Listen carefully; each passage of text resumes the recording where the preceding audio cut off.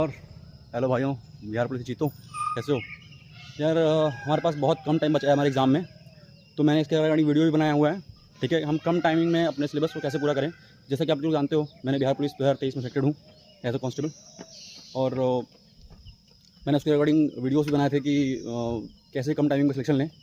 उसको आप जाकर देखो और आप भी ले लो सिलेक्शन, और एक वर्दी आपकी भी है यार।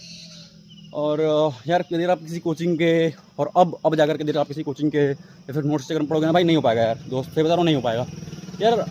अभी हमें ये 1 महीना टाइम बचा है, लगभग 1.5 महीना कह सकते हैं। उसी में हमें रिवीजन भी करना है ना, उसमें हमें सिलेबस भी कंप्लीट करना है। कैसे होगा यार। तो लिमिटेड टॉपिक्स पढ़ते हैं। मैंने बताया है कि वो टॉपिक्स कौन कौन से होंगे। आप वो किसी बुक से पढ़ सकते हो, जो भी आपके पास जीके की बुक हो, जो भी आपके पास साइंस की बुक हो, किसी से पढ़ लो, कोई दिक्कत नहीं है। सिर्फ वो टॉपिक्स पढ़ के चले जाओ, सिलेक्शन की गारंटी मेरी भाई। मैं खुद करके गया हूँ, मैंने खुद 1 महीने में एग्ज़ाम निकाला है, तो आप भी कर सकते हो यार।